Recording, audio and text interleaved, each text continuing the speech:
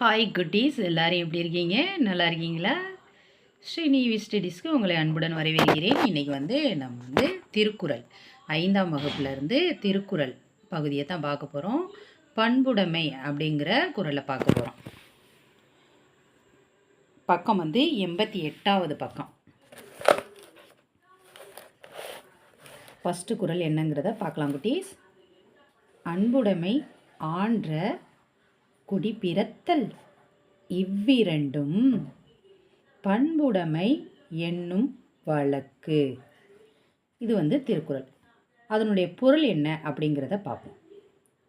அன்புடையவராக இருத்தல், உயர்ந்த குடியில் பிறந்திருந்தால், அதாவது அன்புடையவராக ஒருத்தர் இருக்காருன்னு வச்சுக்கோங்க, அவர் உயர்ந்த குடியில் பிறந்திருத்தல் ஆகிய இவ்விரண்டும் பண்பு உடையவராக வாழ்வதற்கு உரிய நல்ல வழியாகும் அப்படின்னு சொல்லியிருக்காங்க. இதனுடைய பொருள்னு பார்த்தீங்கன்னா அதுதான்.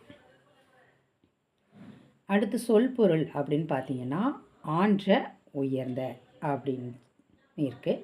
அடுத்து இரண்டாவது குறள் பார்த்தீங்கன்னா நயனோடு நன்றி புரிந்த பயனுடையார் பண்பு பாராட்டும் உலகு. இது திருக்குறள்.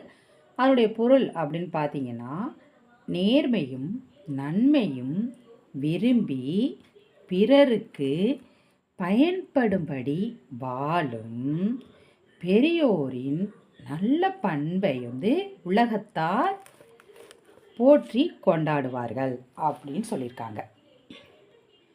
சொல் பொருள்னு பார்த்தோம்னா நயன்னா நேர்மை, நன்றி அப்படின்னு பார்த்தீங்கன்னா நன்மை. மூன்றாவது குறள் பார்த்தீங்கன்னா பண்பு உடையார் பட்டுண்டு உலகம் அது இன்றே மண்புக்கு மாய்வது மண். இதோட பொருள் அப்படின்னு பார்த்தீங்கன்னா நற்பண்பு உடையவர் செய்யும் நல்ல செயல்களாகவே இவ்வுலகம் இயங்குகிறது. இல்லையெனில் அது மண்ணோடு மண்ணாக அழிந்துவிடும் அப்படிங்கிறது தான் இதனுடைய பொருள்.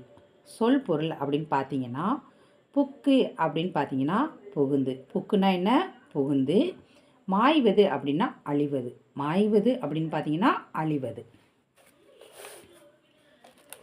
நான்காவது குறள் பார்த்தீங்கன்னா அறம்போலும் கூர்மையிரேனும் மரம்போல்வர் மக்கட்பண்பு இல்லாதவர். இது நான்காவது குறள். அதனுடைய பொருள் பார்க்கலாம்.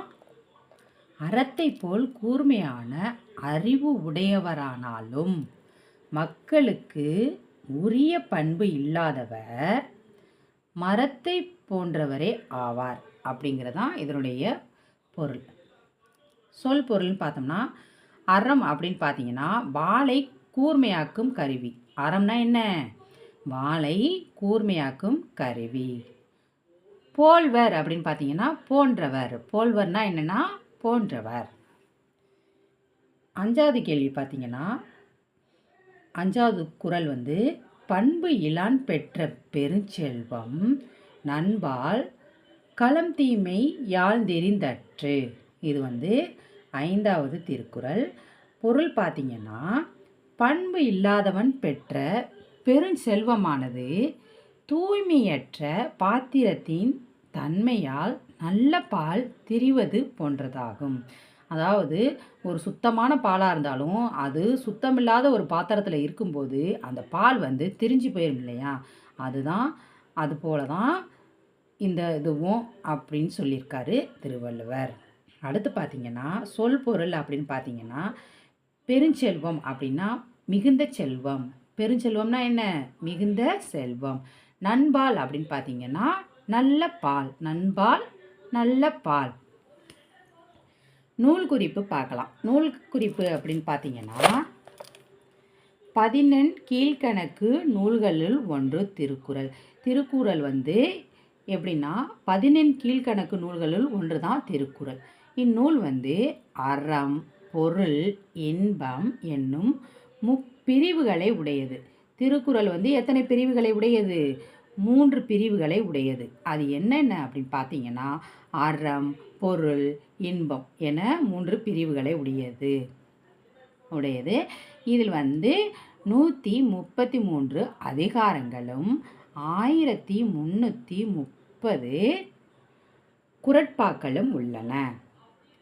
உலகில் உள்ள அனைவரும் பின்பற்றத்தக்க சிறந்த அறநெறி கருத்துக்கள் இந்நூலில் உள்ளதால் இது வந்து உலக பொதுமறை என போற்றப் பெறுகிறது. இந்நூலை வந்து இயற்றியவர் யார் அப்படின்னு பார்த்தீங்கன்னா திருவள்ளுவர். அவ்வளோதான் குட்டீஸ், இன்றைக்கி வந்து நம்ம திருக்குறளை பற்றின பாடத்தை பார்த்துட்டோம். நாளைக்கு வேறு ஒரு வீடியோவில் நான் உங்களை வந்து சந்திக்கிறேன். இந்த வீடியோ உங்களுக்கு பிடிச்சிருந்தால் லைக் பண்ணுங்கள், ஷேர் பண்ணுங்கள், சப்ஸ்கிரைப் பண்ணுங்கள். பாய் குட்டீஸ்.